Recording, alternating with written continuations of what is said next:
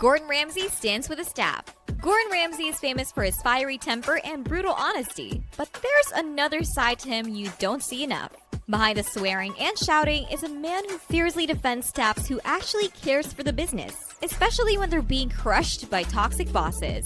In this video, we're diving into the moments where Gordon didn't just fix the food. He stood up for staffs who were being mistreated, overworked, or flat out robbed. If you've ever wanted to see the softer, stronger side of the MasterChef judge, keep watching. This is Gordon at his most real. Gordon, Comfort's restaurant owner. Most restaurants end up shutting down because their owners struggle a lot to manage things. Honestly, no matter what anyone tells you, it's tough to run a restaurant. Unfortunately, Chris's restaurant had already drowned him by the time Gordon visited. After witnessing one of the worst restaurant services he had ever seen in his life, Gordon decides to shut down the restaurant. He sends everyone out, including the camera crew, and calls Chris over for a one-on-one conversation. You can clearly see it in his face. The man was tired. He had given his heart, his soul, even his marriage, and the restaurant took it all. Nothing was working and Chris was done. Even Gordon couldn't yell at this point. Chris was in tears. He didn't want to give up, and Gordon wouldn't let him. It was tough, but seeing Gordon motivate a grown man like that was just wholesome. But it's not every owner that swallows up their pain. Sometimes they take it out on the innocent people around them. Abusive chef gets humbled. Tess and her fiancé of 6 years, Chris, had been running the restaurant Love Bites for a few years, and things were going far from well. But instead of dealing with things like everyone else, Chris prefers to yell at Tess. And the worst part of it all is that he doesn't even apologize. He simply acts like nothing happened. After witnessing Chris's toxic behavior, Gordon takes Tess out for a quick conversation. It turns out that Tess didn't even want to work here in the first place. She quit her job to support Chris's dream, but now that things are not going well. I didn't want this business, Gordon. This was Chris's decision. Right. But when he bought the business, it was just too much for him to take on alone. So then I had to quit my job and come here. He's taking out his frustration on her. Gordon decides to confront Chris and get the answers to questions we've all been thinking of. Why buy the business if you can run it?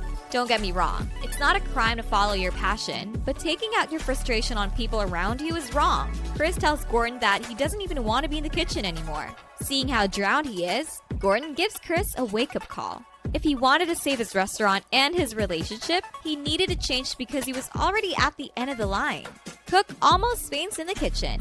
Like Chris, some restaurant owners don't even care about their staff. This cook had not gotten a break in days, and it was taking a huge toll on his health. While monitoring the chefs in the kitchen, Gordon notices that Carlos, one of the cooks, is not looking too good. Gordon takes Carlos out for some fresh air and water, but from the looks of it, he'll need more than that before he's in good enough shape to return back to the kitchen. It's so sad that the restaurant owner was there, but he didn't even care about one of his cooks.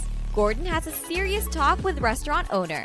Sometimes the worst thing a business owner can do to their staff is to run the business without experience. That's exactly what happened with Bonnie. Bonnie owned a small restaurant, and while she had the title of boss, she had no idea how to run the place. Her team was drowning in problems, bad food, shortcuts in the kitchen, and zero support from management. Still, she acted like she was above it all, refusing to listen and hiding behind excuses. It got to a point where almost all her staff were getting ready to leave the restaurant. Gordon had to take her aside and give her a serious wake-up call. She had been making decisions from her high horse without ever stepping into the chaos her team lived through every day. She finally admitted she wasn't proud of how she ran things, and Gordon made it clear. It was time to get off the high horse, stop acting like a princess, and start acting like a leader. Like any normal person would, she stood in front of her staff and apologized. She promised to stop the shortcuts and to be present in the kitchen. But at this point, these guys didn't even believe her. They still had their doubts. But for the first time, it felt like Bonnie meant it. She realized she had pretty good staff and that she'd been the biggest problem all along. The biggest problem. Maybe Gordon needs to become a therapist because he seems to know how to fix what's broken in people. Hotel owner is a bully. Running a business takes guts and experience. But running it like a dictator, that's where things go south. And when Gordon visited the Brick Hotel, he stepped right into what you could classify as a war zone. Meet Verinder. She ran the place with an iron fist, and not in a good way. Staff were quitting left and right. The turnover was so bad that one of the employees said she saw over 50 managers come and go. 50! I've been through almost 50 managers. 15. 50 managers. Former employees describe her as controlling, rude, and downright mean. She didn't just micromanage, she manipulated. She screamed at staff, delayed paychecks, and even called the cops on people for trying to pick up their tips. Imagine working your whole holiday season and getting your money in February.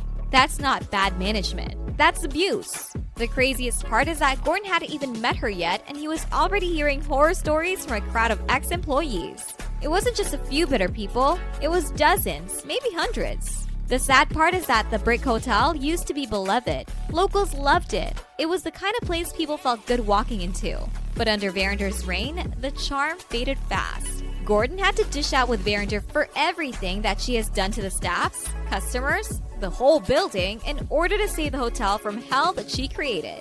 When are you going to stop, close the door, and take a good look at yourself in the mirror? Gordon clashes with aggressive owner.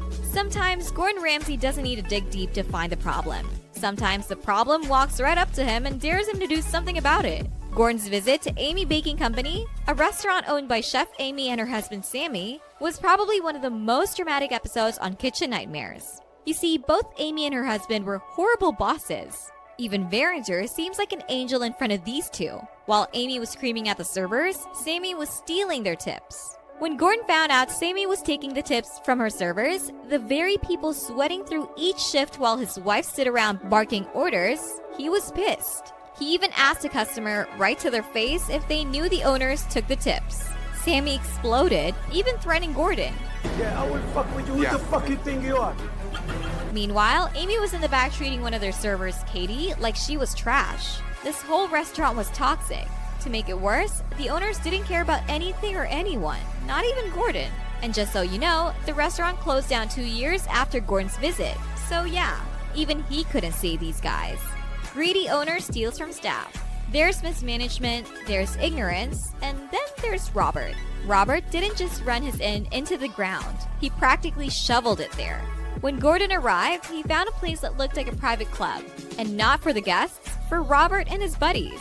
Rooms were being comped left and right. Food and drinks were handed out like party favors. And the staff, they weren't just unpaid, they were being robbed. Robert was taking their tips and not by accident. This was policy. Gordon nearly exploded when he found out from the staff that their boss was taking their tips to pay for his spending habits while they were left with nothing. Gordon stormed into Robert's trailer to demand answers. Robert, of course, like anyone detached from reality, tried to explain it away. He said it was psychology, that if he took the tips, the staff might try harder. That if his friends got free rooms and free food, they might leave something for the servers. Spoiler, they didn't. Robert sat there trying to convince Gordon he was right, but there was no logical way to explain what he was doing. And when Gordon finally told him to call his friends and ask them if they tipped, he did. One by one, and they all said the same thing. They left the money with Robert. He never passed it on. This wasn't just poor leadership, it was theft dressed up in delusion. Robert had created a fantasy where he was the host of some grand social club, floating on generosity while his staff sank into poverty.